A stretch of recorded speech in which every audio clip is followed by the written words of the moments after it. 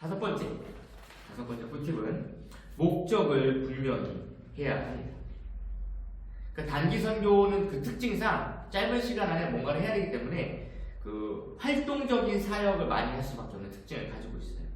왜냐하면 또 장기 선교사님들이 혼자서는 또는 뭐 가족으로서는 할 수 없는 일들을 단기 팀 또는 여러 다수가 모여서 온다고 하면 할 수 있는 일들이 많아지기 때문에 보다 활동적인 일에 집중하게 됩니다.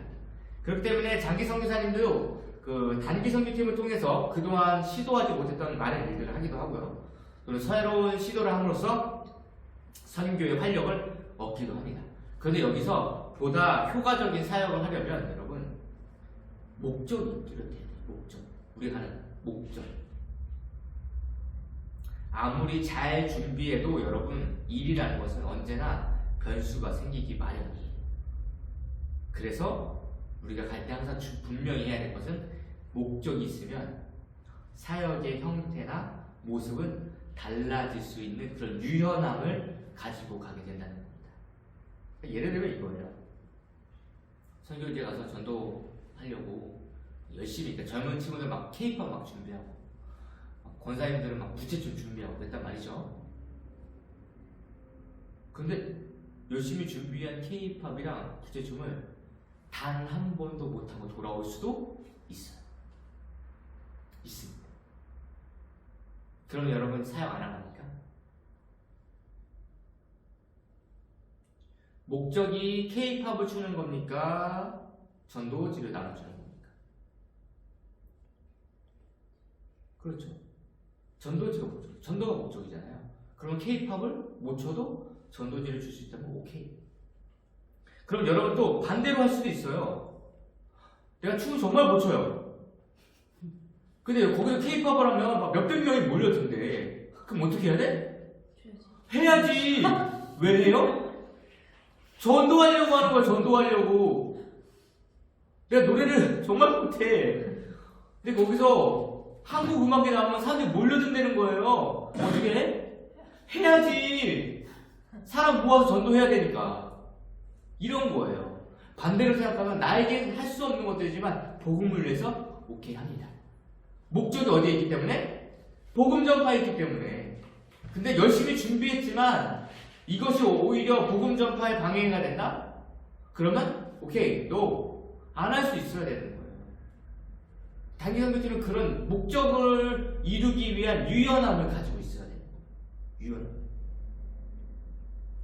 목적이 분명하면요, 여러분 사역의 방향이 올바로 잡히게 되고 그 형태나 모습은 현지 상황과 하나님께서 인도하시는 상황에 따라 충분히 달라질 수 있는 거예요.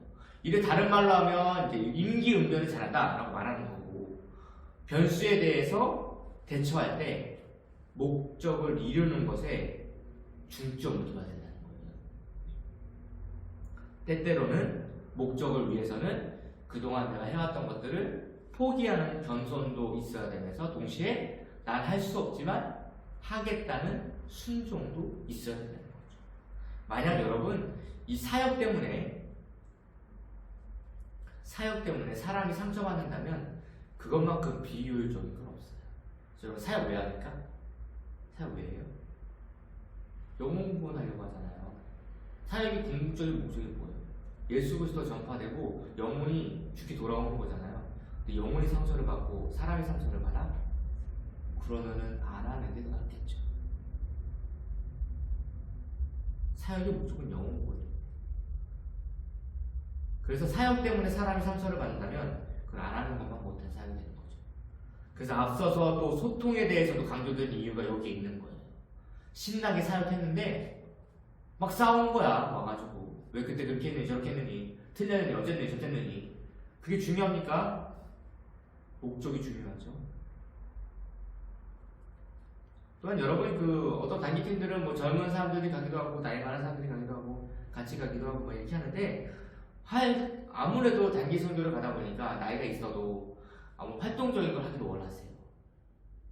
그렇게 하다 보면은 근데 무리가 돼요. 그럴 때 조심해야 돼요. 누군가가 다치잖아요. 그럼 이거는 명백하게 사단에게 틈을 내주는 거예요. 예를 들면 요리를 잘하니까 요리 사역하려고 빨리 하겠다고 막 열심히 했단 말이죠. 그러다가 손가락 싹 뱉네. 그러면 어떻게 합니까? 어떻게 합니까? 한국에서는 그 사람 그냥 빨리 병원 갔다 오세요라고 하면 되지만 현지에서 어떻게 해요? 선교사님이 언어가 안 되니까 선교사님이 이 사람 데리고 병원 가야 돼. 그 시간 동안 지휘할 선교사님이 안 계시니까 어떻게 돼? 사역 올 수도. 그 지휘자가 없는데 뭘 마음대로 할 수 있어요? 못하잖아요. 다시 와? 다시 오면 어떻게 해요? 이 사람을 케어할 한 사람 붙어야 되고 그 사람이 하고 있던 일을 누군가 대체해야 돼요.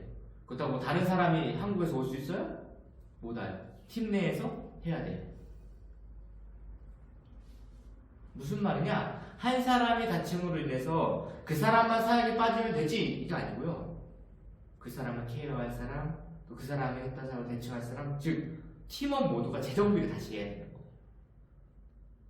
그래서 어떠한 경우에도 여러분 특히 단기 선교는 안전을 최우선시 해야 됩니다. 안전. 목적을 이루는 것과 동시에 안전을 최우선시 해야 돼요. 물론 예외적인 경우가 있어요.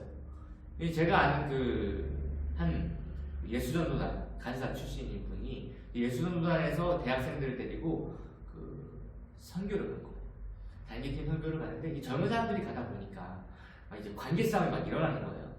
엄청 싸우는 거예요. 팀 리더였던 이분이 사랑니가 너무 아파가지고 거기서 어떻게 할 수가 없으니까 나 먼저 들어간다 라고 하고 철수를 했어요. 그분만 철수를 했는데 어떤 일이 일어나냐, 그렇게 싸우던 그들이 갑자기 나 때문에 저 리더가 아픈 것 같다 라고 서로 그렇게 얘기하면서 내가 잘못했다 나 때문이다 라고 용서를 서로 구하면서 팀이 다시 하나가 되는 거예요. 근데 여러분 이런 경우는 사실 엄청 예외적인 거죠. 어떤 사람의 아픔을 통해서 물론 하나님께서 그것을 선으로 바꾸시는 것들 역사를 맛본 거지만 근본적으로는 사실 선교지에서의 다짐은 사단에게 투구죠. 안전이 최우선시 돼야 돼요.